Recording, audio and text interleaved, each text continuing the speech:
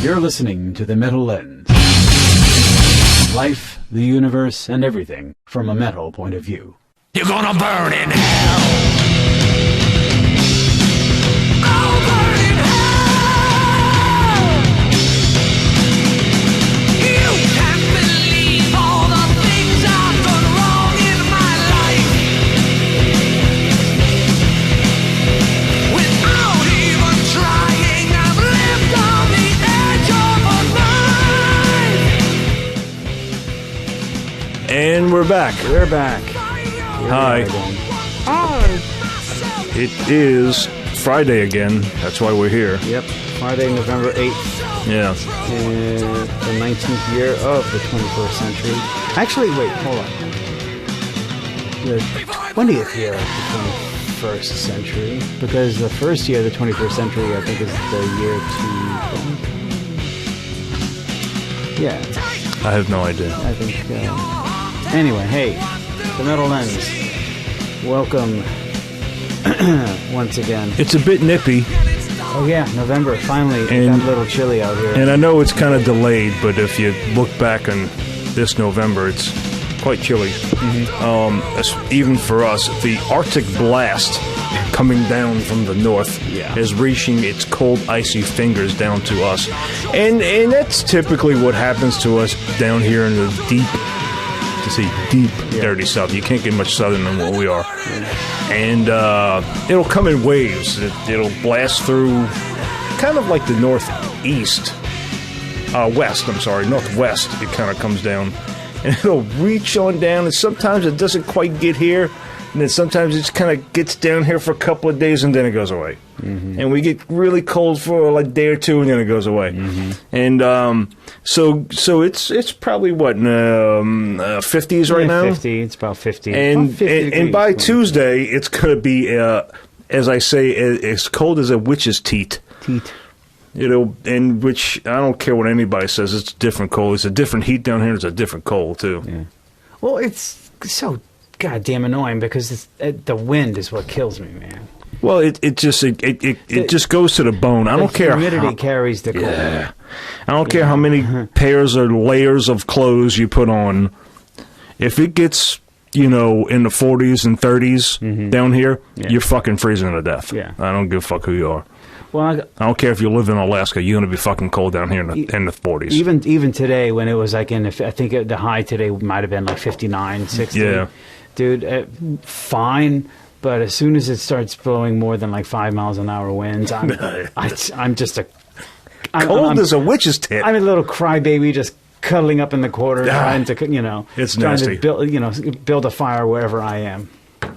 So we get the extremes down here. Yeah, extreme. And speaking of extreme, that was your fucking weather report from right. down here, which nobody gives a fuck about. Right. So onward to the news. Yeah. By the time we have posted this episode, I may or may not have come up with a nice little jingle to kind of segue into the news. We were just chatting about that. I'd love to see it happen. It could Guess be that's on me. it could be a ditty, A ditty. a news ditty. A fiddle and a ditty. Mm-hmm. Fiddle and a ditty, and it's called as witch's titty. All right, middle news. Yeah. You know how much I like to pick on Metallica nowadays. Well, just if you talking keep about talking about them, they're never gonna fucking go away, are they? Absolutely. Well, Why is Metallica in the news now? because Troy. Headline from metalsucks.net. Metallica make wetsuits and swim trunks now. Great. So Fabulous. yeah. So yet another example of Metallica and their seemingly lifelong pursuit to continue to sell out more and more. Well, with every fucking year. Yeah, well, honestly, to be fair, No, to be go on, fair, go on. it's probably at this point with Metallica, and other I guess you would say, industries or incorporations of what they are. They probably don't have much to do with it. The lawyers sign a paper and they got wetsuits. Okay. They don't, you know what I mean? All right. It's not like fucking Lars is sitting there going, man, we need to put up Metallica wetsuits. You know, it's They're all corporate. It's corporate They're all shit. sitting, huddling around in a circle. All right, come on, guys. Think, y'all. Think. We got an idea. Well. What it is, it's not. It's corporate fucking corporations up there in the board meeting go, how the fuck can we squeeze a few more dollars out of Metallica? Wetsuits. I guess. I love it. Go with it. Wetsuits and swim trunks. Dude, I mean, Well, I mean, you It can just- get Metallica shirts at fucking Walmart, okay? And you know, that's not. All right, That has well, nothing to do with I- Metallica themselves. I know I'm going to get Probably. tons of shit for picking on Metallica for selling out. You know, especially since, you know, we debuted these things. And you can easily argue, you know, till you're blue in the face. But, I mean, fact of the matter is, Metallica... I'm picking on them because Metallica has been picked on for quite a long time for selling out. I mean, we talked about that to some extent here on the show. And oddly enough, if you asked, there was an interview that I saw years ago. Jason Newsted. And he this talked about, interview. and he's sitting here, you know, and he's just the coolest fucking dude. He really is. As much as he got fucked with and everything else, he's just level-headed as all hell. Yeah. And he's like, what do you think about people, you know, about Metallica selling out? He goes, selling out? Yes. Yeah. Every seat in every arena we've ever played. Okay. All right. Great answer. Fantastic. All right. But I mean, the whole concept of selling out has been ever since right around the Black Album and Bob Rock and all that stuff when they kind of changed their tune and they played clean tone, but they sang clean tone and they kept it. You know, I don't know, man. It's a complicated thing. I think most reasonable metalheads can kind of recognize when they kind of took a unexpected turn from the perspective, at least, of a lifelong Metallica fan. Are you not allowed to change and You're evolve? allowed to change. You're allowed to change. You can't expect everybody to like it. To be perfectly clear, I'm not sitting here, okay, particularly accusing of Metallica of selling out. However, I am, for the purposes of humor and this news story, absolutely relying on the fact that so many people believe that Metallica has sold out. That's what makes it funny. Metallica makes wetsuits. I don't really give a shit. I think it's funny. So that's why it's on this news story. Well, if I need, come summer, if I need a new set of swimming trunks or I decide to go fucking scuba diving, I will be wearing Metallica. When we take our little trip out to the West Coast and decide to go, you know, fucking surfing, right? I'll out be to the rocking bay. Metallica Yeah, swim we'll be trunks. rocking Metallica ones. I have to read this though. I thought Just this because was they don't make Slayer ones yet. because they don't make some yet. And when Slayer does, I'm going to be like, "Hey man, this is awesome." Slayer's Yeah, got they'll be wetsuits. hanging in the back. Yeah, exactly. Say, dude, it's only $180. I don't know what the going price for a wetsuit is nowadays, but you know. They're not cheap. No, I guess not. Metallica. Okay, I just got to read this from the article because I thought this was funny. Metallica makes so much merch. It's like they're trying to brand all their fans as their personal property. I'm honestly kind of shocked they haven't been purchased and rebooted by Disney yet. With the band's latest non-musical offering, they're teaming up with Billabong for a 5-part collaboration based on different album covers. They haven't announced all the album covers yet. But the first set of stuff released is all based on the Black Album, which kind of makes sense. It's Metallica's most popular record, but also means the designs are actually pretty boring because they're just like black. And it makes sense considering the merchandise because wetsuits are just kind of black. Billabong. What Billabong is some fucking company. I don't know. Clothing. is it? They probably have a store in Lakeside or something. I've seen that recently for some reason. Billabong. I don't know. Billabong. It's familiar for some reason. I don't know. Anyway, moving right the fuck along. Please, Metallica, don't give me any more reason to pick on you. Look, I still listened. I was listening to Justice for All earlier today, for crying out loud. Honestly. Like seriously. Not too long ago, I was for a while I was kicking back Kill 'Em All and Master Puppets. I was going Master Puppets. And a couple of weeks ago, I was listening to Master Puppets. All right. So yeah, I was kind of going on a sort of like a kind of classic new wave of metal kick. I was listening to some shit. Well, I mentioned earlier I was listening to the Sabbath, some Diamond Head. Oh, wow. Yeah, Tigers of Pantang. Some science for you. Oh, good.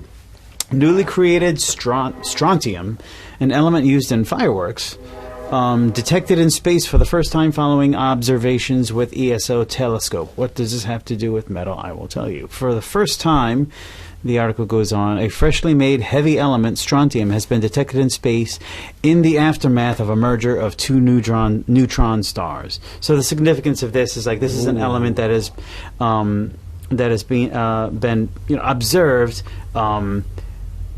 as a result of that nuclear fusion. Yeah. Okay. As a result of the merger of two neutrons. So we've discussed neutron stars before. Yeah. Heavy shit, right?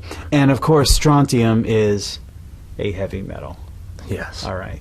So with the fucking merger, and I would like to think violent collision, right, of two neutron stars,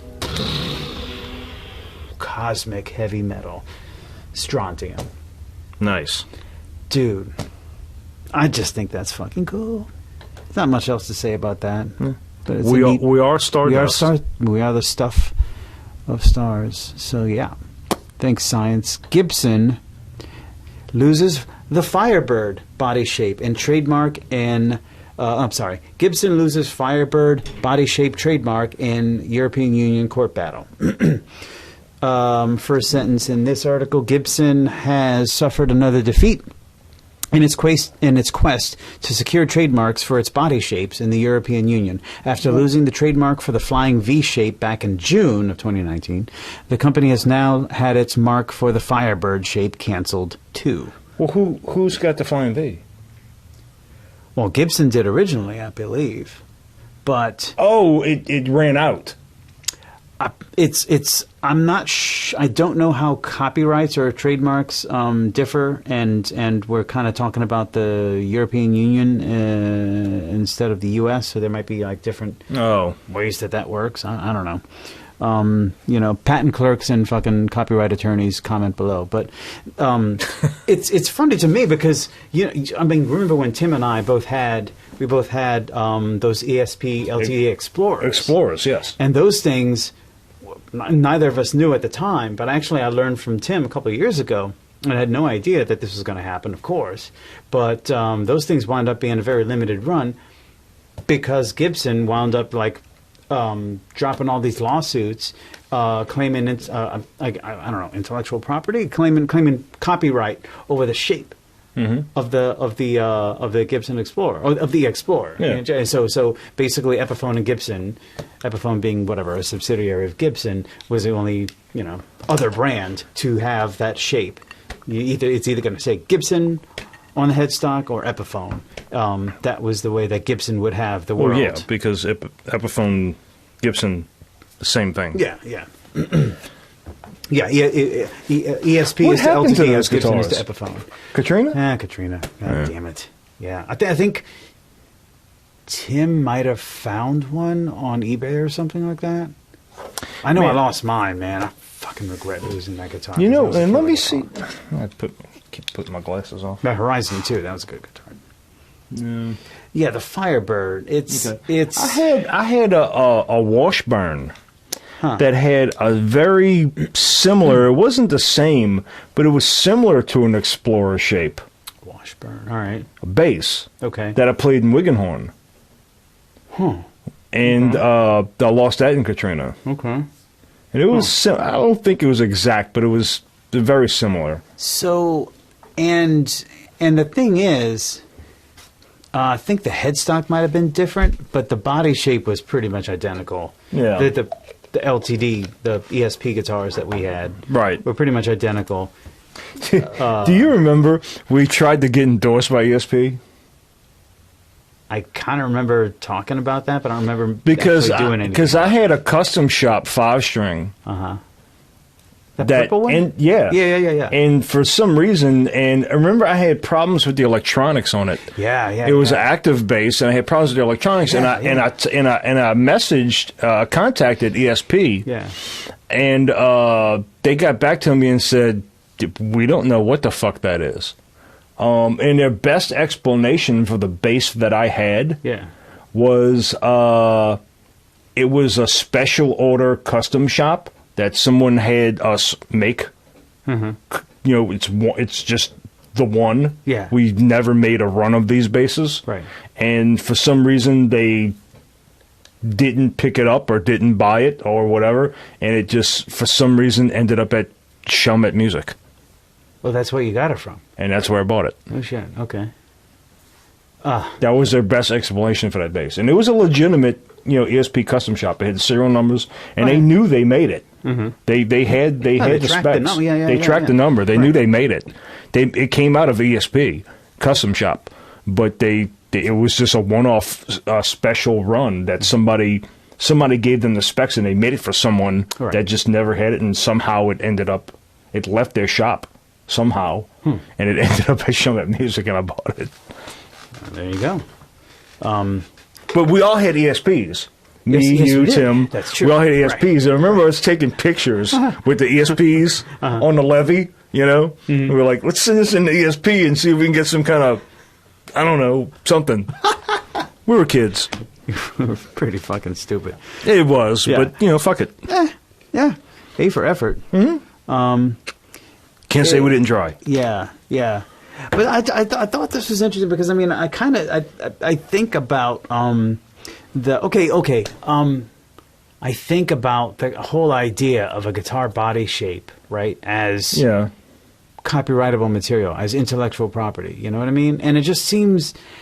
I mean, as far as I know, Gibson is the only company that's really done that. I mean, Yeah, but they go back and forth with this shit all the time, and this is like you don't really see a lot of this shit because it doesn't really make any sort of news. But and because they had Gibson and Fender had a big fucking thing with Fender and what is it? It's not Lackland. It's Shit, I can't think of it. Is it Lackland? what is it? What do you? It's Fender guitars. They look identical, but Leo Fender jumped away. I can't remember the name. Okay, I think I know what you're talking about. We'll think about it and put it in there. It's Yeah. not. Man, it might be Lackland. I don't know. Lackland doesn't ring a bell. It doesn't mean it's not that. But anyway, Yeah. can't think of it. But they go through this shit all the fucking time. And like the tone woods, like the fucking Madagascan fucking ebony and the fucking koa and the fucking type of woods of not using woods for guitars from not replenishable sources and shit. They go through this crap all the time, and there was a lawsuit against Gibson for using exotic woods that are endangered and all this shit. All this crap, legal crap, happens with these major guitar companies all the time. Yeah. And the funny thing is all you have to do to really bypass it is just like put one little change in your shape. Right. Like I'm thinking of Dean and the Diamond Darrell, Dimebag Darrell thing. All it is really, if you look at it, it's an Explorer. Yeah. But there's a cutaway at the bottom. Right. Underneath the bridge. Right. And that's the only thing that really, if you were to connect those 2 points at the bottom, it's an Explorer. And the different More or headstock. less. Well, yeah, the different headstock. But I mean, I think they're talking. I don't know. Whatever, man. I don't know how much this. Whatever. I'll get. Whatever, dude. It's a body shape. I mean, how would you? Do you know how many Stratocaster copies? Yeah. Right. I mean. Whatever. I mean, there's only so many shapes that you can use to make a viable guitar out of anyway. Eventually, somebody's going to have to say, all right, dude, just fucking do it, Just Right. fucking use the shape. Whatever. All right. Headline: Carcass shall release new song Under the Scalpel Blade with Decibel Flexi Series. And I've got mixed feelings about this. I'll go ahead and just read the whole thing. Carcass is currently working on their untitled 7th studio album and have now revealed that they will be dropping a new song called Under the Scalpel Blade in a collaboration with Decibel Flexi Series. What the fuck is that? I wonder. All right. Let's see. A brand new at Carcass band song Under the Scalpel Blade. I guess this is like a tweet or something. Is coming to the Decibel Flexi Series.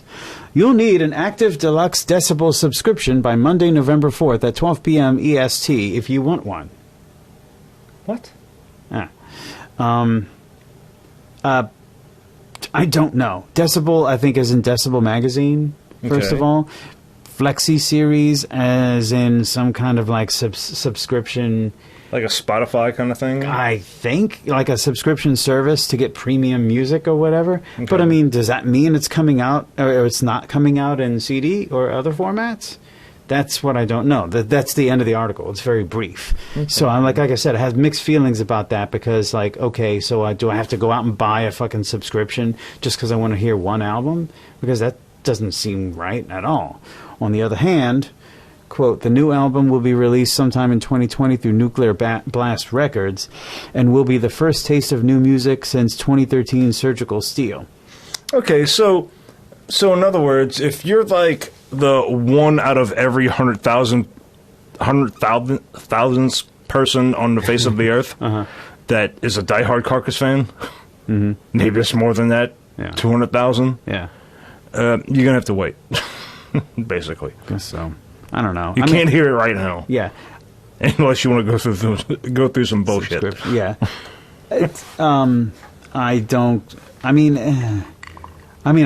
You know, obviously, I picked this article because I'm interested because I like Carcass. I mean, at least up until Heartwork, I really dug Carcass. I Well, thought they yeah, were and awesome. it's like, you know, like because I've been waiting for the new Year to Cobra to drop, and it's still in actually, I got to check it again. It's been a little while, but it's in pre-release. Okay. So I can't, since I'm a subscriber to Apple Music, I can't get it right away unless I want to purchase the pre-release. But it's going to come out eventually, and I'll just listen to it then. Just wait. Yeah. So I don't know. Maybe they're trying to, capitalize off of people's impatience. I don't know. I'm interested, but I mean, Heartwork was a good album. It was a bit of a departure, but I mean, then again, Descanting the Insalubrious was a bit of a departure. They evolved, but I mean, I was not. I didn't pick up. What was it? Swan Song, I think, or maybe there was something before. What was that, the I one can't with remember. all the medical gore on the front? like the instruments and the different. That was Necroticism, Descanting the Insalubrious. Yeah. That was a fucking that to me is kind of their peak. Well, in my that was the opinion. two albums I remember. I remember that one, and I remember Heartwork. Heartwork. Yeah. That was when they kind of cleaned up a bit. Yeah. And they had more metal influence than the Yeah, I grindcore. wasn't a huge Carcass fan. I liked them a lot. Yeah. But all right, so Halloween came and went since. Yes, it did. Yes, it did. And which may mean something more to you people. And at once upon a time, it meant a deal to me, especially where I grew up, because in the neighborhood that I grew up in, it's not really a uppity neighborhood, but kind of. I mean, my parents did a good job, and it developed into a kind of uppity neighborhood after we moved there, really, because it exploded afterwards, but we got there early. But anyway, in this neighborhood, it's a huge kind of suburb down here, and man, Halloween was a huge fucking deal, and I'm probably, and I've talked to a lot of people that lived there during that time. This is way before Katrina. Up to the point where we were like 17, 18, 19, 20 years old. Yeah. Even up until then, which was 20 years ago, I really got to say probably about 4,000 to 5,000 people in that neighborhood. I mean, you would go to Doobie Show on the corner, and it was fucking like this. Saturated. People would decorate fucking houses like you would not believe. They had one guy that had a laser show. He had lasers that he would shoot out, and I mean, just these. I mean, thousands of dollars in these elaborate. They had one house that was set up like the Bates Motel, fucking graveyards, fucking vampires and shit. Like they had this vampire thing that would come down and shoot down a zip line that this guy made. They had a coffin where fucking Dracula would shoot up and fucking come up and come back down. Yeah. Huge. Halloween was a big fucking deal in my neighborhood. Yeah. Growing up, huge. We used to set the band up right there in the front in my front lawn, and we would play fucking Right Anatomy shit, fucking death metal right there. And we had Weenstock. We had a name for it. Busted this out. Weenstock. It was a huge fucking deal. It was a big deal. I'm going to drink to Weenstock. Hold on, then we're going to go ahead and... Hell yeah. Let's get ready for that pop, because that's always a problem. Cue the Margaritaville. To Weenstock. Too fucking Weenstock, my brother. All the way. That's where we cut our teeth, to say. We cut our tits. Big time. During Weenstock. Our teats. Our teats, yeah. That was one of our first... regular gigs. I gotta tell you how much I love bourbon. Maybe. I'm sure I have. Yeah. I think at this point it's kind of implied. Anyway, I went ahead and got my typical Halloween bottle of absinthe. Ah, yeah. Nasty shit. It is. I mean, you gotta like it. I mean, obviously, I like it to some extent in order to drink it, but. Well, but back to the original point, you know, Halloween, since I have children's, Cheers. I have 9-year-old and 12-year-old boys. Yep. And, you know, for the past, I don't know, well, I guess 12 years, really, it's been about the kiddos. Yeah. You know, not so much me. I don't even dress up anymore. I did a few times. We go camping to a campground, Yogi Bear. Yeah. And that's kind of and I kind of like that, and we always do that, and we did it this year, and because it reminds me of that neighborhood that I grew up in, because there's a lot of people, and it gets congested, and everybody's kind of into it, and it's got that whole vibe from what I remember, you know. Really? The campground is packed. There's not an empty slot. Around Halloween? Yeah. And there's a bunch of people, and everybody gets dressed up, and everybody's into it, and it's cool. I didn't know about that. But, you know, like I said, me and my dad sitting by the fire, smoking cigars and drinking bourbon while they're all out doing their thing. There you go. Yep. Carrying on the American tradition. Yeah. So anyway, there is now a Misfits Halloween-themed Kit Kat bar. Of course there is. And it's not really a Kit Kat bar. It's actually a toy. I'll go ahead and throw a picture of it, but it's like a couple of twin zombie-looking, No shit. Misfits-looking. And That this is cool as fuck. And this is the package that it comes in. It's meant to look like, but it's called the Kill Cat. That looks great. Evil wafers. I want it. How do I get Dark it? Lord of Licorice. How do I purchase this thing? Ooh, well, act fast. The so-called Kill Cat is limited to just 666 copies. Of course it is. It's available on the Misfits official website while supplies last. Wow, I'm going to have to check that out. I Yeah. have to fucking write a goddamn note on that. Yeah. Misfits Kill Cat. So it's a little rubber. It's a little couple of like rubber. It's like it looks like I don't know. It's black and white Kit Kat, kind of made to look like a couple. Yeah, I don't know. You'll see the picture. God damn it! From the Lord of Licorice. Vitamin See? 138 fortified. Get it? Misfits Kill Cat. That will be sitting up here. Yeah, it's pretty cool Because packaging actually. I, you know, like I said, my origins were punk and Misfits. Misfits is Absolutely. Misfits and everything really Glenn Danzig did was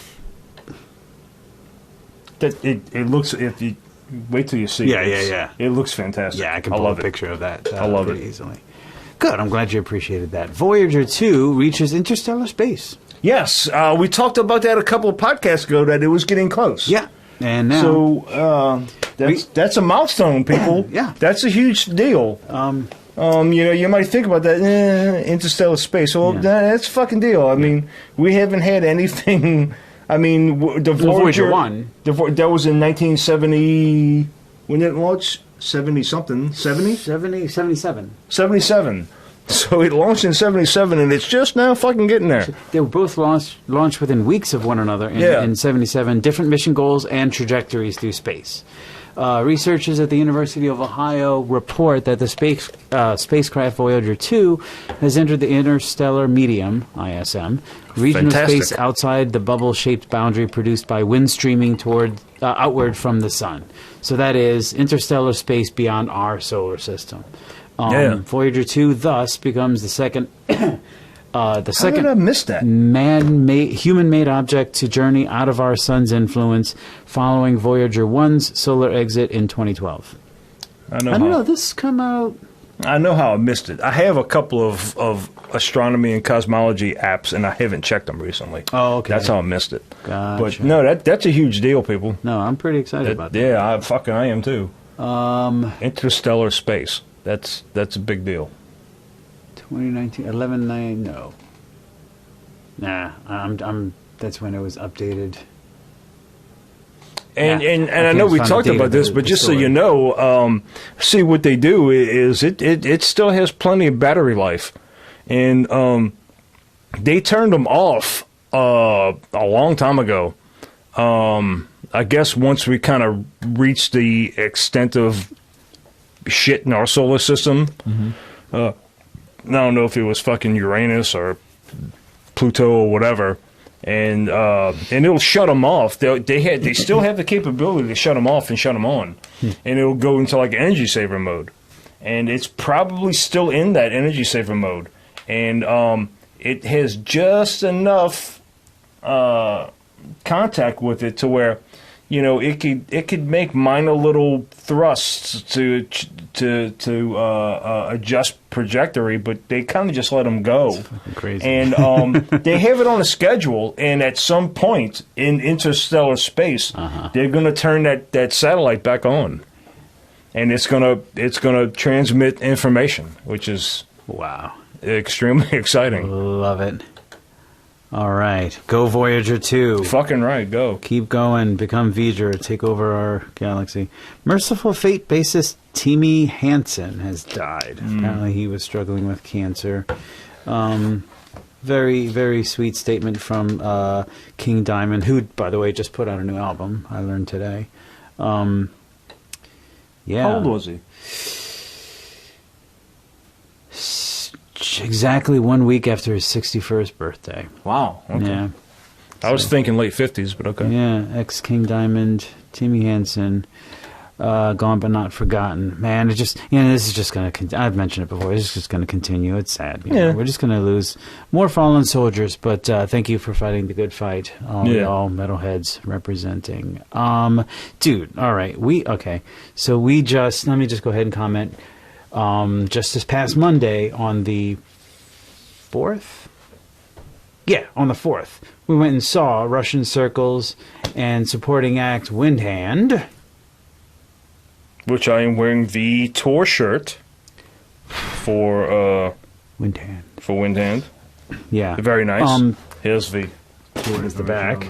And turn around, Troy. Let's see. Yeah. 11-4, New Orleans, Louisiana. 11-6, Houston, Texas. Then a couple of nights later. I enjoyed the show. Enjoyed the shit out of it. This was at, not the Shim Sham Club. One Eye Jacks. One Eye Jacks. Used to be the Shim Sham Club. Had a good time. Man, Russian Circles. We were talking about it earlier. That kick drum, fucking loud. Yeah. It was, the whole thing was just... Sound engineers like to do that shit. You know, they do it in recordings too. Yeah. The drums have got to be... The drums sounded great. The kick drum tone was, especially for Russian Circles, was fantastic. Mm-hmm. And well, he's a really great drummer, of course. Yep. And his snare was... it was godly. It sounded so great. Mm-hmm. But the kick drum was just, okay, we get it. You got really great subs. Yeah. But it sounded really good at first, like, oh, yeah. And Joe made a comment, like, the first time they did the sound check, your boy hit it, and he was like, oh, fuck, what the fuck was that? It was the kick drum, buddy. Oh, yeah. It was, and you know, whatever, dude. We're getting old, whatever. But no, it's not. The kick drum was obtrusive. Well, It was. they were 3-piece and they were pretty loud. After but a the while, kick drum is really what. and put my I ears felt the into same. bleeding. I felt the same with Windhand. It was over on sound Yeah. of the venue. That kick drum was fucking. It wore on you. It really did. Well, now for Windhand, you were like closer than I was. I was like right there by the bar, up in the Oh, yeah. the second Yeah. tier up there. So it wasn't as loud for me. But Windhand did great, which is what. So let me ask you this. Yeah. Go Now ahead. I couldn't get and I always do this at shows. I'm kind of like and you know Windhand is kind of that band fucking brow down lip out fucking Uh-huh. and I was trying to get. I always do this because I'll look at certain things because we're musicians. We're fucked with that. We can't just enjoy it. We Oh, gotta no, like. we have to What the fuck is he doing with it? scrutinize and- yeah. Right. So and I did it with Monolord too. When last year they're coming down Monday. Oh. Actually, at One Eye Jacks, Monolord. Yeah. But I don't know if we're man. gonna make that. Yeah. But boy, I would like to. One Monday show is enough for this year. Right. But he had a Randall. No. I'm sorry. It looked like a Randall. It was a Laney. Ah. The heads that he was using. It was a Laney, and it was a orange.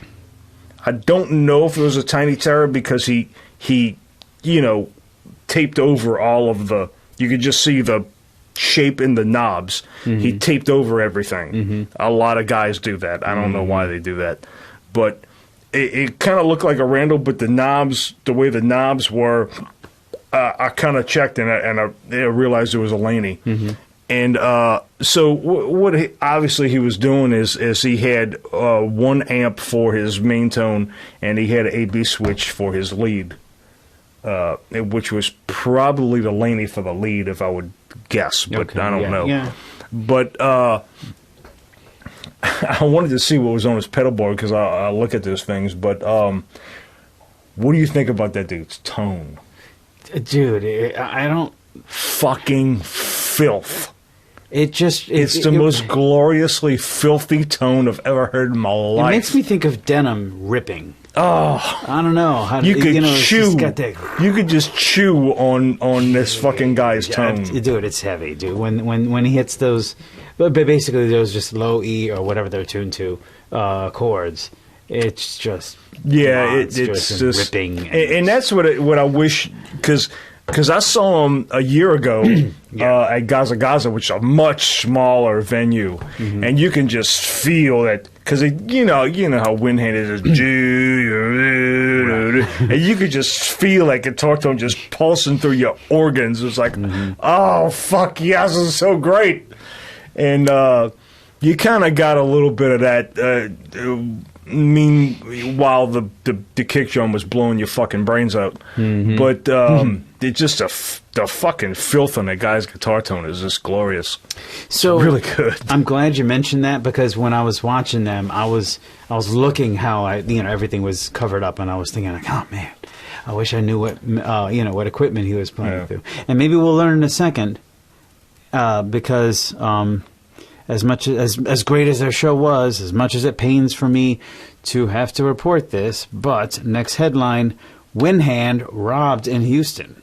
Oh no! Yeah, Windhand has been touring across the U.S. I'm going to read this whole thing because, as we were just saying, we just saw Windhand, supporting Russian Circles. We enjoyed it, great time with our buddy Joe and Jason, fuck this shit. Windhand has been touring across the U.S. with supporting Russian Circles. Unfortunately, the group was robbed last night on the 6th of November in Houston. Fucking Houston. God damn it. DeStefano. Anyway, Tito. I Yeah. blame Tito. Sorry, man. The band has gathered a I list got in-laws of in gear. Houston. Trust me, they had nothing to do with it. The band has gathered a list of gear that was stolen, and sadly, there will be more added to the list. Winhand urges all to keep an eye out on their lost gear and to spread the news far and wide. So, I will read the statement verbatim in hopes that maybe they can recover some of their shit. Because, dude, I mean, I could have lost a pick on tour, and I'd been losing my shit. You know what I mean? This is bullshit. Anyway. This is the statement from Winhand. Got robbed in Houston last night. Keep an eye out for this gear. We're waiting to file a report, but this is what we've tagged as missing so far. There will be more to come. Spread the news far and wide. Bullet. 79 Rickenbacker 4001. Maybe Walnut Burst? With a busted pick guard and the D-string tunes in the wrong direction. Beat to shit. Bullet. 2011 White Gibson SG. Oh, they stole the fucking guitars, man. White Bridge pickup. Dude, they lost a lot of shit. Let me keep going. White Bridge pickup with personal info and identifying marks under the pick guard. Beat to shit. In a Gibson case with G1 painting on it. Bullet. 2013 Black Gibson SG. Not pictured. I guess it was from the original post. Silver pickups with 1974 painted under the pickups. In a Gibson case with G2 painted on it. Bullet. 82 Rickenbacker 4001 bass with Seymour Duncan Bridge pickup. Almost everything is blacked out, including a custom-made black truss rod cover, so it doesn't say Rickenbacker. That's the one he played at the show. That's the one he played at the show. Yep. All right. I didn't pay too much attention. And the guitar player only played the white SG at the show. Yeah. This was in a custom Emperor Cabinets flight case, covered in stickers, and you guessed it, beat to shit. Ludwig Black Beauty snare. 14 by 6.5 inch in a case with our logo spray painted on it. OGIO backpack. Ray-Ban Wayfarer sunglasses. Sennheiser HD 380 headphones. 2nd gen iPad in case with keyboard. Silver iPod. Microphones in gator case with Winhand and Genocide packed sticker. My name Chris Moore on case. Dag Nasty and Winhand stickers. Microphones.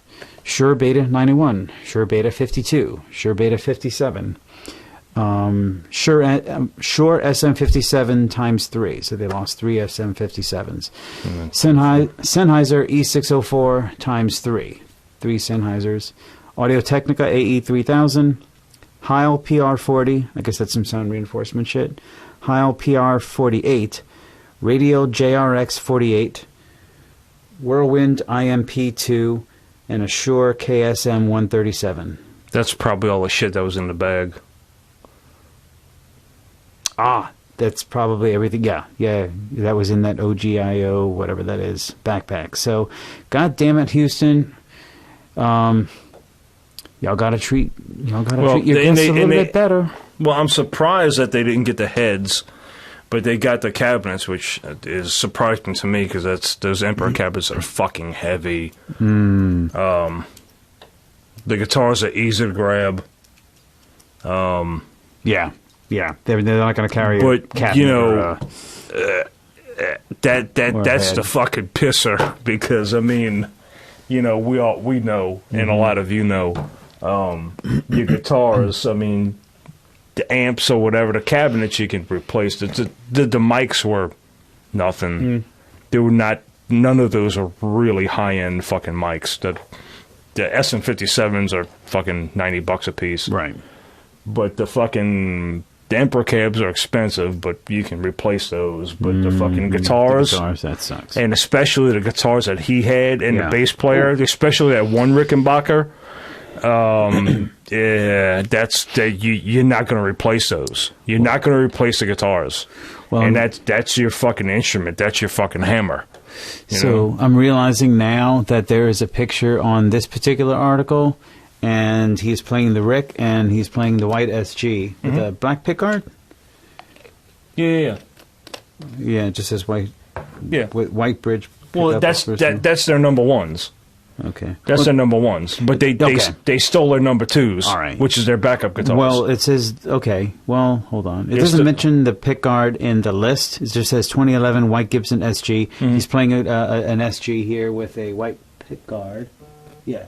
and he's playing that Rick bass. It's a black Rick, maybe walnut burst. Hard to tell. It's a black and white picture, and it's kind of dark. But anyway, I'll post a picture for a good measure. Check the fucking pawn shops, man. Yeah. Oh, that's where they're gonna probably fucking end up. Yep. You know. Yeah. So, God damn it. I'm sorry, Windhand. I'll kind of look at eBay, but that's probably a stretch. Yeah. But the local pawn shops are going to have them. They're looking for a quick sell and get that shit off their hands ASAP. So. Yeah, but honestly, you know, really, it's kind of fucked up because, but actually, it's not, because if it went to a pawn shop, it's a good thing. Because because the way pawn shops works, and the reason I know this is not because I would fucking hawk shit for crack, is because I used to hit pawn shops all the time when I first started doing AC and refrigeration work for tools and everything, and I would load up on fucking thousands of dollars of tools for almost nothing, and so like the way the pawn shops work is like you go in, it's just like the fucking. Pretty much like the fucking TV show, Pawn Stars. You bring a piece of whatever and you bring a guitar and it's like, well, what do you want to do? You want to sell it? You want to pawn it? Well, I want to sell it. So, okay. So, what would you want for it? They price, I don't know, fucking, they probably sell it for fucking $200 fucking bucks, which is fucking retarded. But, so the pawn shop gives them $200 and they take the guitar, and by law, they can't turn it right around and sell it. It has to sit. Mm-hmm. So it sits for a while, and just so you don't, in case you don't know, the way pawn works is say, okay, I want to pawn it. Okay, well, how much do you want? Well, I need, $150. Like, okay, well, I'll give you $150, and you got 4 weeks or whatever the amount of time is to come back and get it. And I think it's the same price. I don't know if it's any more, but you can get it back for $150, so maybe it's $200. Mm-hmm. And so they sit it on the shelf and they put the tag and information on it. And then if you don't come back and give them the money to get it back out, it's kind of like a loan, and whatever merchandise you have is collateral for however much money you agree on. Yeah. And then if you don't get it back, then it has to sit for even longer. And then eventually there's a date, in its laws, and there's a date that they put on it, and then the next month, the beginning of the next month or whatever, then they can put it out and sell it for whatever they want. Mm-hmm. And that's how pawn shops work. Mm-hmm. So it's not going to be resold immediately. Okay. So if any of this equipment goes into a pawn shop, it's going to sit there for probably, I would guess, about a month before it even hits the shelf to where they can even sell it. Mm-hmm. And that gives time, and the reason that's like that is because it gives time, because a lot of shit is stolen and ends up in pawn shops. Yeah. Now, what the pawn shops are supposed to do is they ask you questions about it, just like on Pawn Stars. It's all legit. It's really how it works. Well, how did you come upon this? Do you have a bill of sale when you bought it? Okay, well, no, it's just something I had. Okay, whatever. Okay, and they're like, okay, they'll put a little note on it, and then it'll sit there. And then if they report it stolen, the cops will go and check the pawn shops and say, hey, do you have blah, blah, blah? I say, yeah, well, fuck, we do. Well, this was reported stolen. Well, and here it is, and they find it. And that's the reason it sits, because if it's reported stolen, it can be found. Right. Okay. So if it ends up in a pawn shop, it most probably will be found. Yeah, well, hopefully that shit is found before it hits the shelf on the pawn store, the pawn shop to be sold. Just gets picked up by some kid or whatever. Right. Well, you know what, the guys, hey, Windhand, if you happen to be listening to this, you got one thing going in your favor. If traffic is as bad as my experience, those guys probably haven't even made to the fucking pawn shop yet. Yeah. And I'm not saying this as we're recording this 2 days after the incident. I'm saying, like, I'm posting this probably 6 weeks. And that depends on who stole it. It might just be some asshole like, dude, I want fucking Windhand gear. And like, I fucking got it. Yeah. I stole this shit. Yeah, but anybody who's a fan of Windhand wouldn't steal their shit. Yeah. I mean, either way, if you're a thief, that just kind of sucks. A thief. A thief. All right, so we chatted about this briefly. I'm gonna make another drink. You want another? You want a bourbon? Not at the moment, thank you. All right, so we talked about this in the van when we were a van full of idiots on the way to or back from the show. I can't remember. And I mentioned this, and I said, "Hey, what about that Kirk Windstein solo project?" Lo and behold, new story. Crowbar frontman Kirk Windstein premieres video for Dream in Motion from debut album Watch. New LP comes out January 24th, 2021. As I mentioned, I don't know, some odd episodes ago, Windstein's putting out some solo stuff. And so let's see, it's going to be 10 tracks, including track number 10, a cover of Aqualung by Jethro Tull. Which is kind of cool. I'm a Jethro Tull fan. And just for the record, if you don't know who Kurt Windstein is, he's a dude with the beard. Whatever. Yeah. Their covers are really great. They do a really good job. Any song they cover, they covered No Quarter. They kind of drunkenly, stupidly covered Inagata Devita. Oh God! It was a bonus track, wasn't it? Yeah, it was a bonus track, and they're going to do a great job. And oddly enough, it's kind of funny that you mention that because, I peruse YouTube and YouTube Learns, but not that I was ever actively searched Kurt Windstein, but Kurt Windstein's been coming up quite a lot on YouTube. He's been on that Wikipedia thing, Fact or Fiction. Oh, really? Okay. He's been on that. He's been on separate different things about just recently about Dimebag Darrell, his death and his relationship with Dimebag Darrell and stuff like that. And Kurt Windstein has been all over YouTube recently. Go figure. Yeah. Well, I saw the video for this. What song was it? Dreamweaver. They covered Dreamweaver. Fantastic cover. Dreamweaver. Why did I say Watch earlier? I believe you can get me through the night. Yeah, that was kind of weird too. Oh, it was awesome. The debut album. Hold on. I guess the album is actually Dream in Motion. Okay. So all right, my fault. I think I read that wrong. So the debut album is Dream in Motion, and the title track Dream in Motion is available on YouTube, I believe. Either way, I heard it and I saw the video for it. And just as a side note, right now Kurt Windstein is rocking the absolute best fucking wizard fucking beard known to man. Yeah, he's fantastic. It's all black except for the two gray thing, and it doesn't start at the lip. It comes down here, and it's these two gray streamers that come down. Well, it's a fantastic beard. Let's go ahead and put the graphic here down at the bottom. Speaking of beard, look at that album cover. Yeah, there you go. He's got like some birds flittering out. He's looking very Gandalf-esque. But then put a regular picture of just him with the new beard. Yeah, it's a fabulous beard. No, he's looking very wizardly. I would say maybe a little bit more, I don't know, great big fat bald wizard than Gandalf of guitar tone. Whatever, and that's my thing with Crowbar, because I've mentioned this before. Yeah. Me and Tim were early Crowbar fans before anybody gave a fuck about Crowbar. Before anybody even knew. Yeah, we were Kirk Windstein in the old Zeppelin days down here in New Orleans. Before the Slugs. Yeah. Or even the Slugs. He was in a band called Paramecium. That's lovely. He was in quite a few before Crowbar actually came around, but now fucking Jorge is going to be like commenting. He's like, "You wasn't in a band called Paramecium, you fuck." Yeah. All right. But he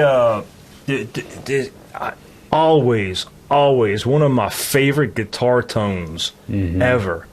Just like we talked about the guy from Windhand with his guitar tone, but Kurt's was a lot different. There's a wall of sound, man. And it was it was always consistent. That was his fucking tone. Yeah. Every album he had it kind of had a razor edge to it, where Windhand is just fuzz fucking mud. Yeah. But his is much sharper, but it's just so thick and heavy. Yeah. And he just had this very distinct guitar tone, and he always played ESPs. And actually, we were talking about Tim. Oh yeah, the Viper, huh? Tim has Kurt Winstein's Viper. He Yeah. bought his ESP Viper. Yep. And he showed it to me for his 40th birthday party, and I played Kurt Winstein's. I actually held it and played Kurt Winstein's Viper. So And you never had a beard before that, but since you played the Viper, right, it just grew Right. overnight. fucking amazing, man, that Kurt Winstein. God damn it! All right, so that's happening, and I heard the song. It was pretty. Yeah, I mean, he definitely knows how to dial it in. Oh, yeah. Regarding tone, no Oh. doubt. And the song, it's still heavy. It's not Crowbar, and he even mentions that. Dream in Motion? Dream in Motion. He plays everything but drums. And that's a solo thing, right? It's solo. He plays everything but drums. The drums gonna are look that done by. I'm not going to do it now because I have some stories saved there. Yeah, just write that down. Save that for later. Dwayne Simoneau. I know that name. Crowbar producer Dwayne Simoneau. Anyway, he did the drums or whatever. So, there you go. I'm done kissing his ass. Goodbye, Kirk. Yeah. All right. So that is it for metal news. God damn, that was a lot of news. I didn't think I would have that much. Yeah, and There you it's been a bit, but since we got some stories backed up because now it's my turn, and we're probably going to fill up the whole fucking. We're definitely going to fill up the whole hour. Oh Jesus, yeah. So glasses off. Yep.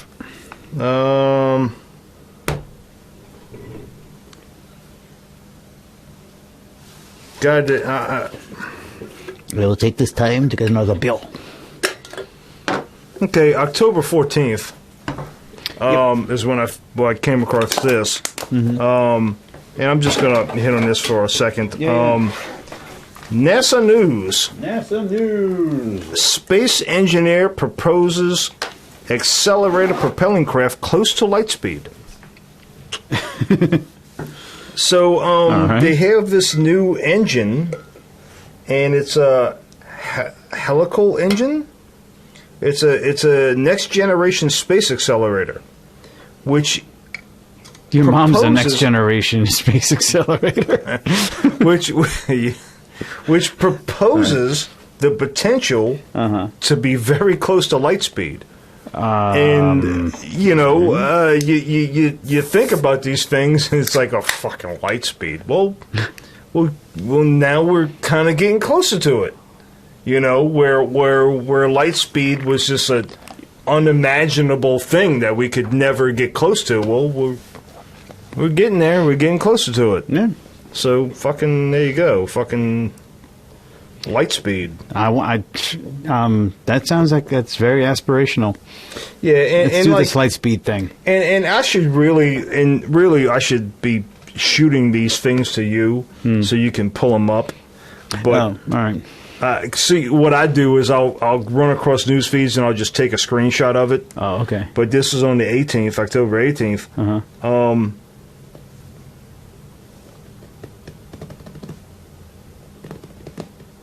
I gotta come back to this because I don't even remember what the fuck this is. It's Is it bigger than a bird box? Is it smaller than a bird box? it's very, very strange. Okay. But we'll come back to it. Okay. We might have to have like a special episode of like weird, strange news. In fact, I really wish it was like still before Halloween, so we could like. And then that's the thing. I mean, like it was so hot right up until Halloween, so muggy and shitty. I just never quite got into the fucking spooky Halloween mood. But, Well, the reason I don't remember is because it was Anyway. it was a while ago. yeah. Like, oh, this would be good for the podcast, and then I kind of forgot what the content was. It's almost a month ago, yeah. So anyway, I remember this. Ants in Florida. I have a couple of ant stories, and that's kind of like me and my 12-year-old, because he's kind of into science, and we talk about science stuff, and he's into ants and stuff like that too. Okay. So Ants, the insect. yeah, Okay. ants. In Florida, collect the skulls of other ants to decorate their nests. You know what? Okay, first of all, fucking A, right? Right? Second of all, I wish I hadn't asked you for clarification. Well, just pretend it's like someone's aunt. And a whole bunch of ants. I heard Aunt Lucille's not doing too well. Get her skull. Get her skull. Yeah. So, apparently they observed these type of ants. Mm-hmm. Like I said, if I had this on a computer, I could look up the story. But Yeah. Apparently what they do is when they kill other ants, which happens commonly in the ant world. So many different varieties of ants. Right, there's Species or subspecies. thousands, millions. Yeah. And so, they after they kill them, they bring their skulls, they drag their skulls over, they incorporate it into their nest. It's As if a warning to yeah. their enemies. It's like putting heads on a pike. You know, I thought that was pretty interesting, and so well, you know, my bedroom is, of course, adorned with the skulls of, like, you know, fallen Slavic war heroes. So which ties into my next Because it's the 21st century, you know, that's what you do. My next ant story, which was not too long ago, which is actually Tuesday. 1 million cannibal ants trapped in the Soviet nuclear bunker have escaped. Now, what this is about is they weren't. It's not a new species.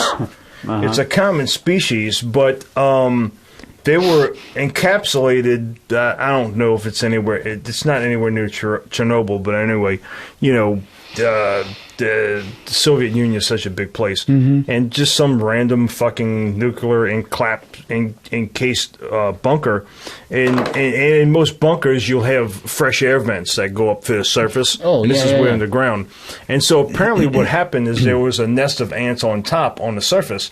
And what would happen is they would go down this vent, and they would crawl in it, and then when they got down there, they can't get out.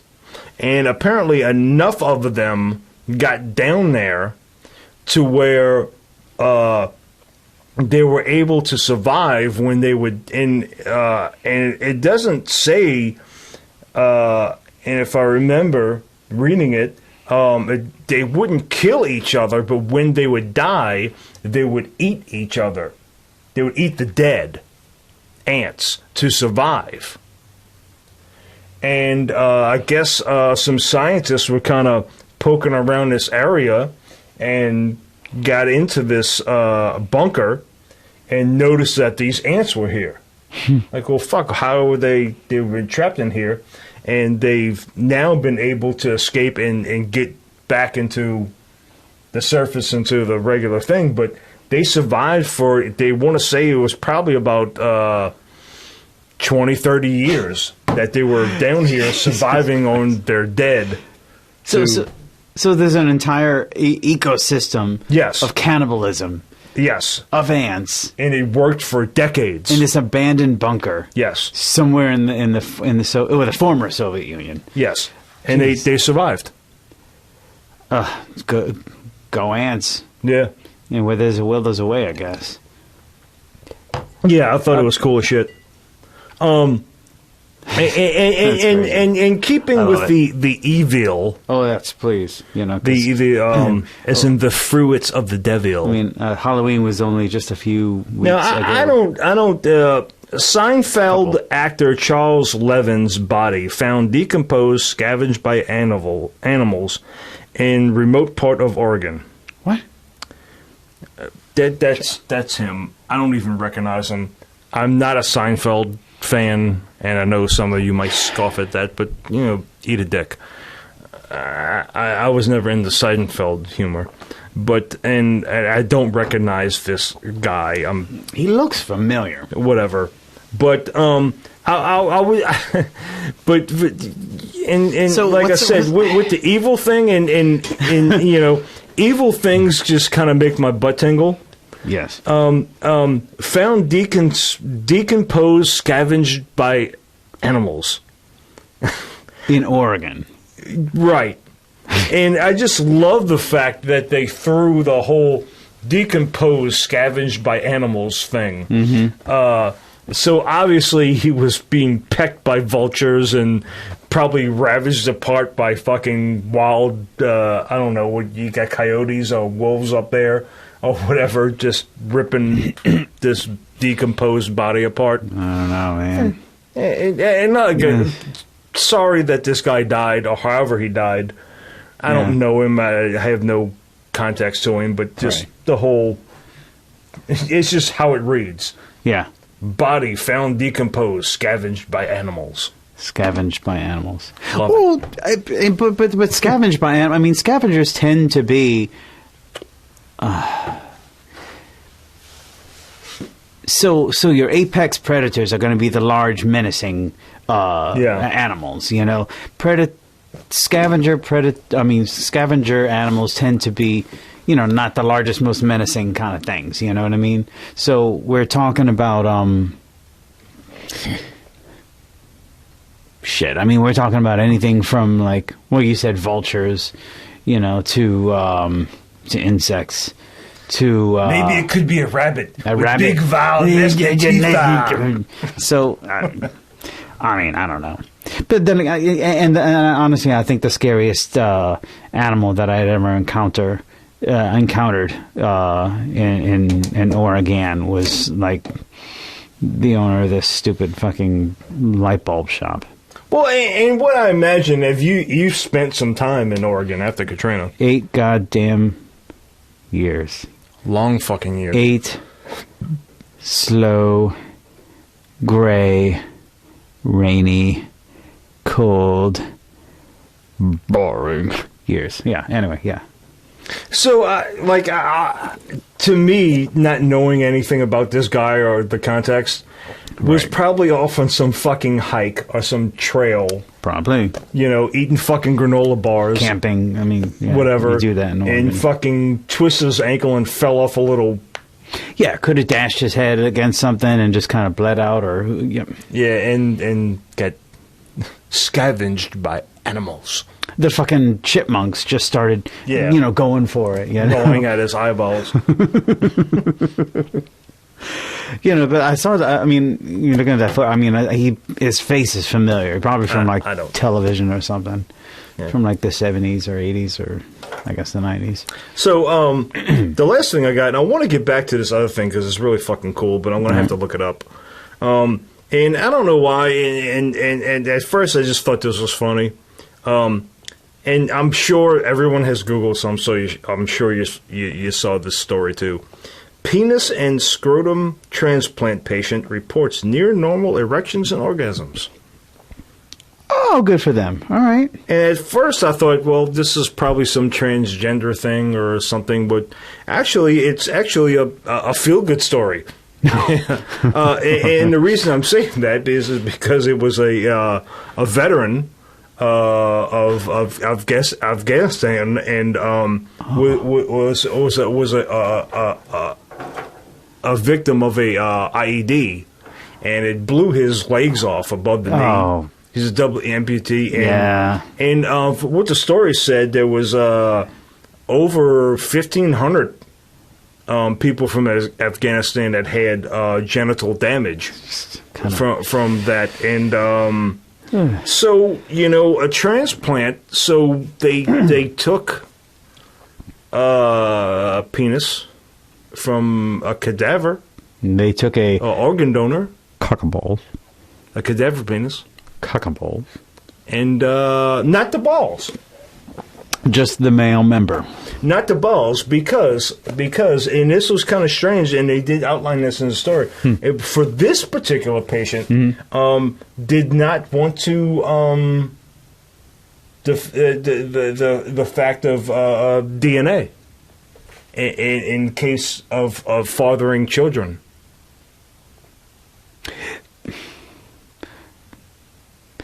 Did it mention if he actually, was able to save his original No. balls? No, his balls were gone. God damn. All right. Everything. Yeah. All the junk. Everything. All right. Yeah. So, and he actually did not want, and for that particular reason, not to father any children that would. Not be his own DNA. It would not be his DNA. Man, that's fucking weird to think about. Isn't it? Dude. And that was kind of interesting. And I'm sure what happened is it wasn't really his thought. I'm sure when they went to go with this procedure, doctor said, well, hey, All right. hey, we can give you we can try testicle transplant too. But if we do, hey, know this. It's probably not going to be your DNA. So after some consultation. After some consultation, Right. it's like, yeah, you know what? Let's just skip the fucking baby thing. Wow. That's fucking. Sorry. I'm just going to go ahead. But like I said, just looking at it like this, it's like, what the fuck? And then after reading the story, it's kind of a feel good story because this is a fucking war veteran and he's a fucking amputee, but he is walking around with prosthesis, Okay. on both legs, Okay. and he's able to enjoy sexual relations, and he's talking about near normal, and it kind of did, and it kind of. Orgasms they leave alone, but when it comes to the erection thing, it keeps going to near normal erection.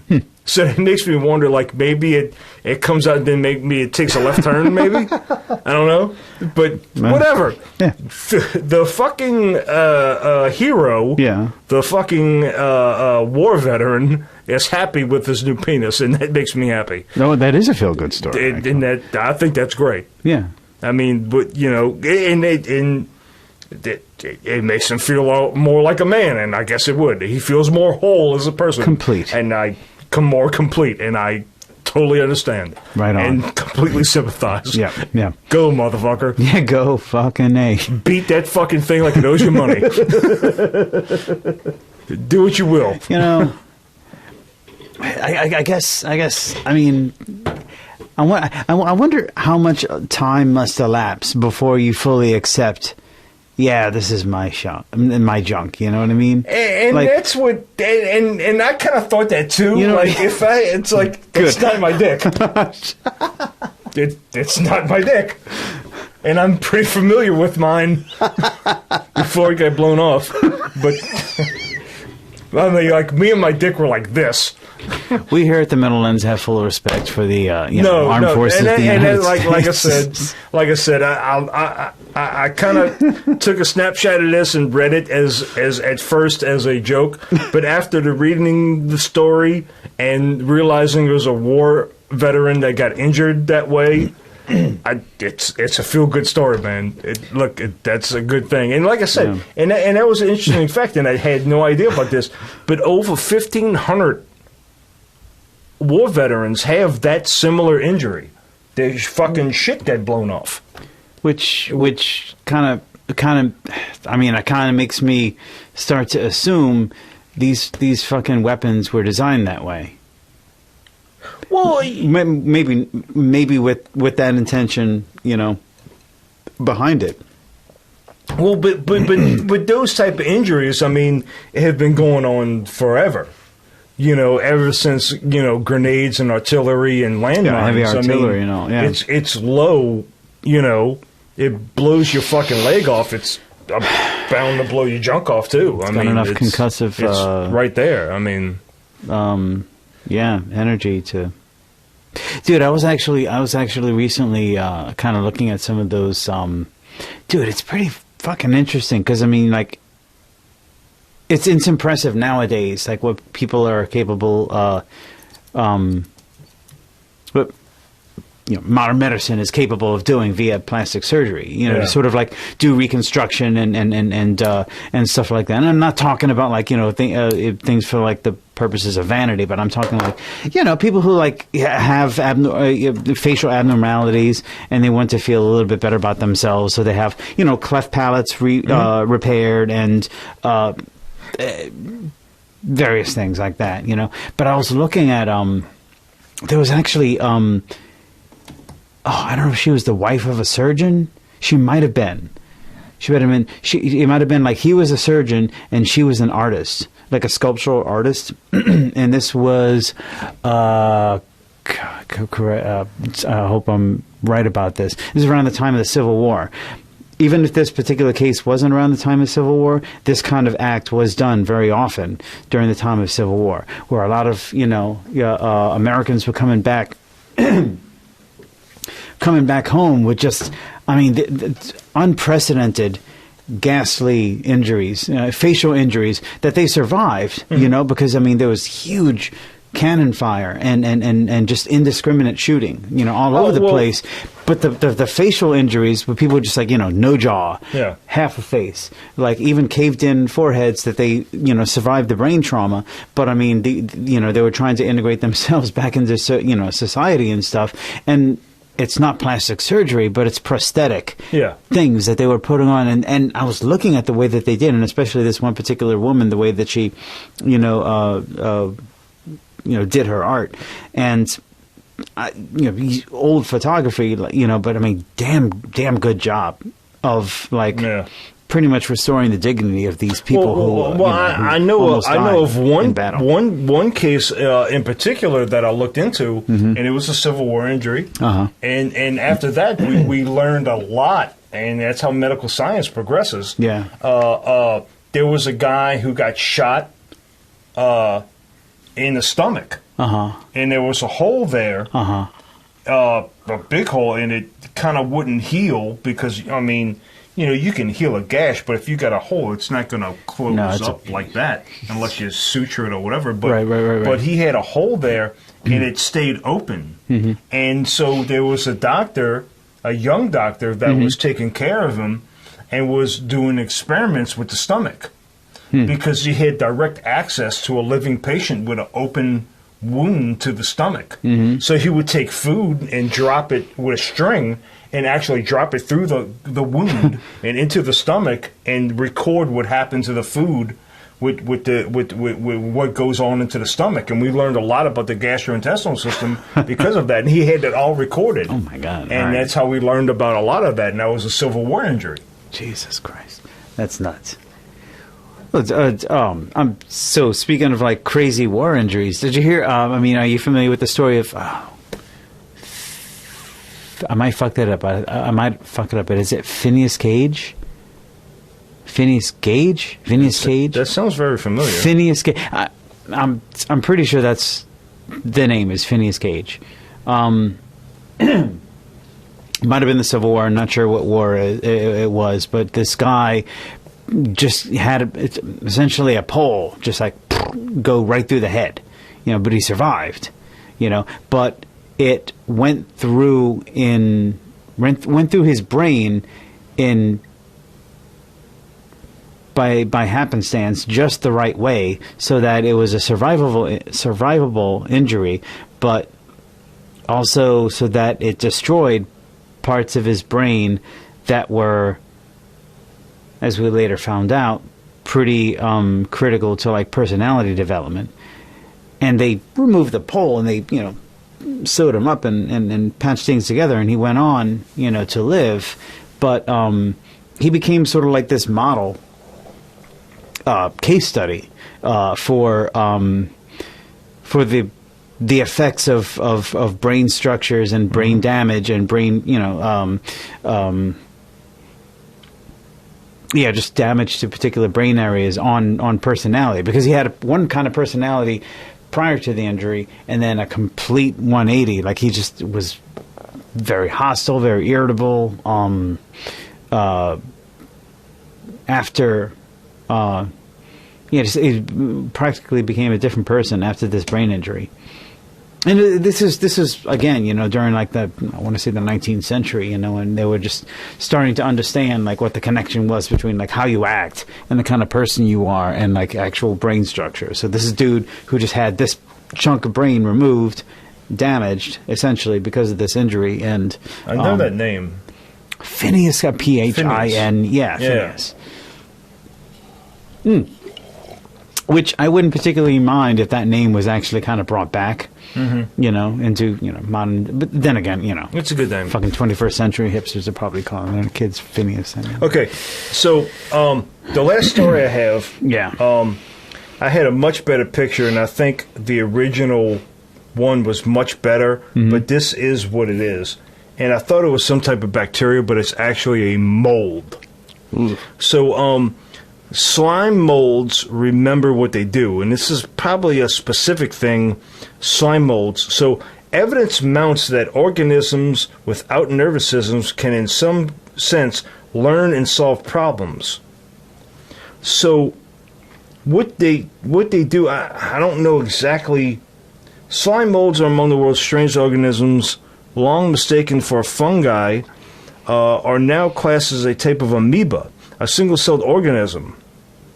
They have neither neurons nor brains, yet for about a decade, scientists have debated whether slime molds have the capacity to learn about their environments and adjust their behavior accordingly.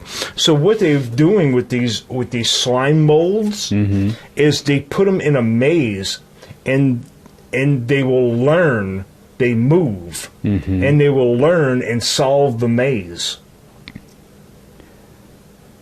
A mold. Just by creeping along, and because I've heard of like stories or experiments with like, well, obviously like rats. They'll put like peanut butter or cheese or something to lure them, to like give incentive. But I'm curious how they managed to get a. They not only taught the slime slime molds to ignore noxious substances that they would normally avoid, but demonstrated that the organisms could remember this behavior after a year of psychologically disruptive enforced sleep. But do these results prove that slime molds and perhaps a wide range of others that lack brains can exhibit primitive cognicity? So the slime molds are relatively easy to study. This isn't the fucking one I was looking for. Huh. There was a much better one. This one might be old. So what they're debating is that the slime molds actually have a nervous system. And that they can learn behavior. It's not that they can think and solve problems, but they can learn.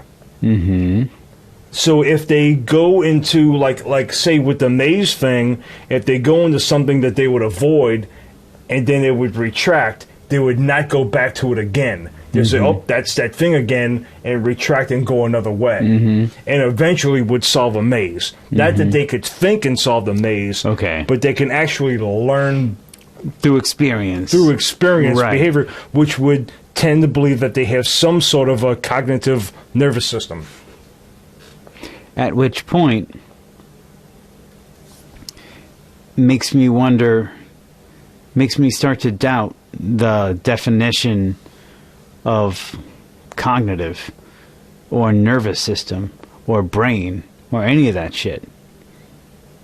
You know what I mean? Because look, if like oh god, it's already been like 80 something minutes and I'm starting to get into like fucking neural fucking science, and this is not gonna end well because I got work in the morning. Well, I wish I could find the original. No, but that's fucking thought-provoking because, like, I'm trying to think of like an analogous example of,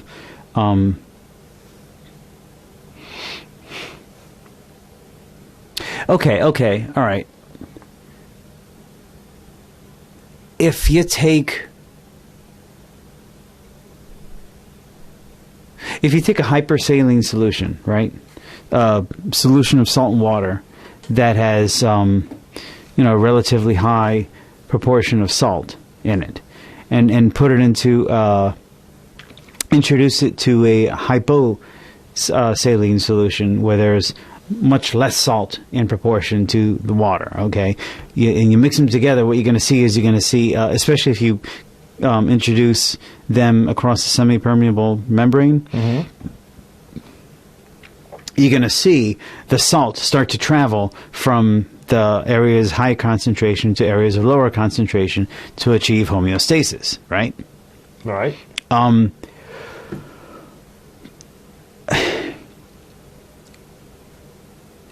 You're seeing instantaneous motion of molecules, right?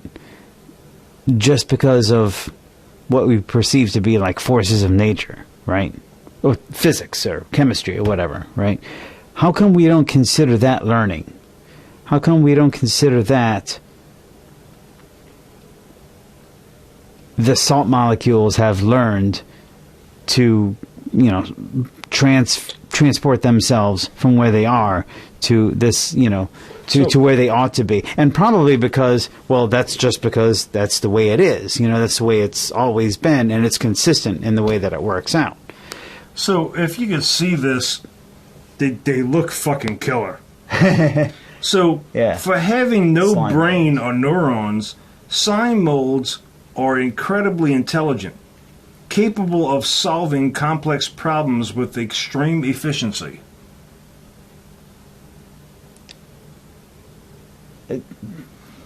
Probably a bit of an exaggeration in the way that they're describing it there. But but still, I mean, that makes me. I think that might be a little bit afield of what we're talking about. That's the mold as what?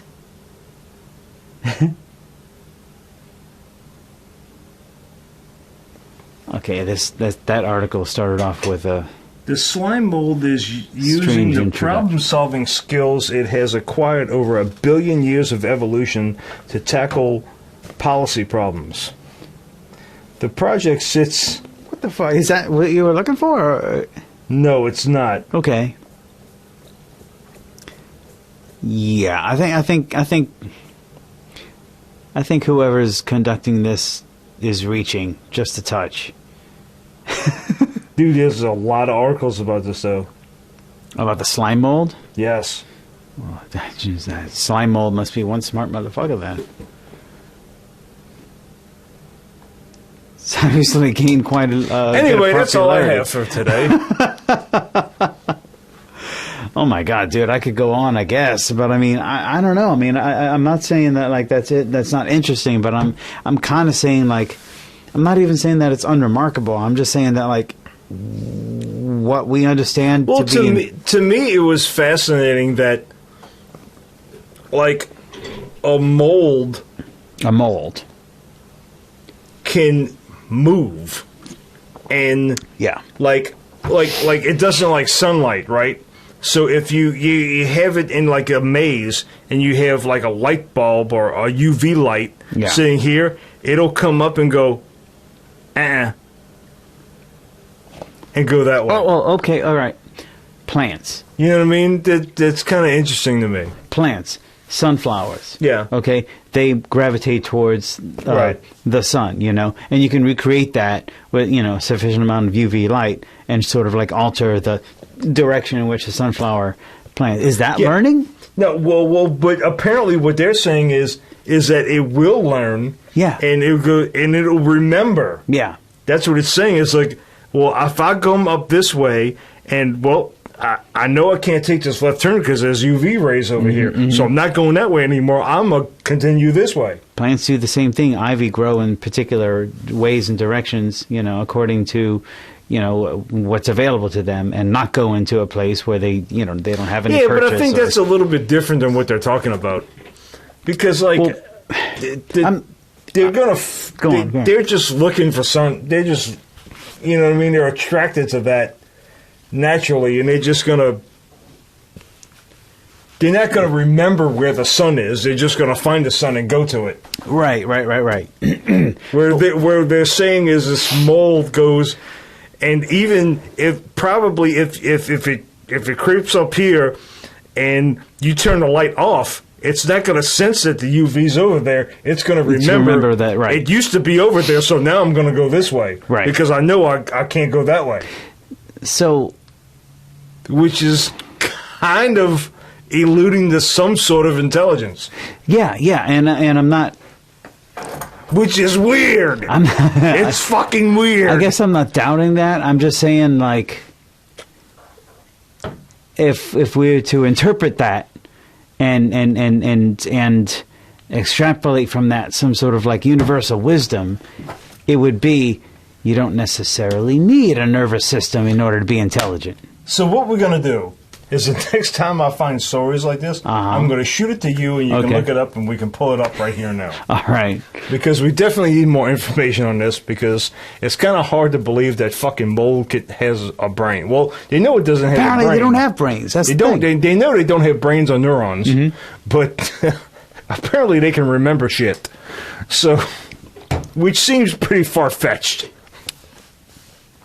Goddamn slime molds, man.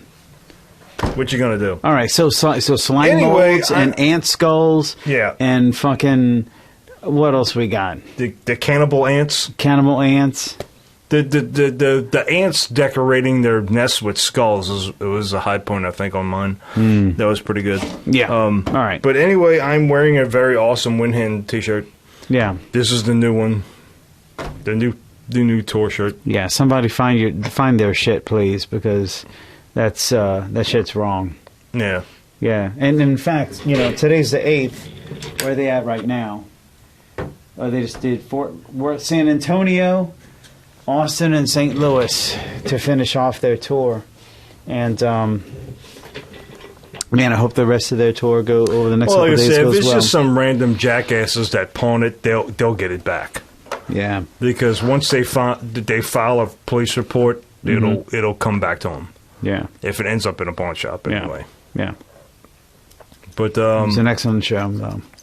luckily, I will, for some reason, check fucking eBay, and if it does end up on eBay, because pawn shops will do that too. A lot of pawn shops will, it's not just walk-in business. They'll, They have a shop like on eBay and stuff. yeah, of course, Okay, yeah. of course, yeah. all of them do. Okay. And so, if one of those items do come up, I will take a stab at it. And wait for them to come down again and say, missing this. There you go. All right. Best Windhand. Yeah. We're going to wrap this up. Call it a night. Yeah. About an hour and a half. It's been real. It's been fun. It was kind of really fun. There you go. So until 2 Fridays from now, Salud. Cheers. rock out with your cock out. There you go.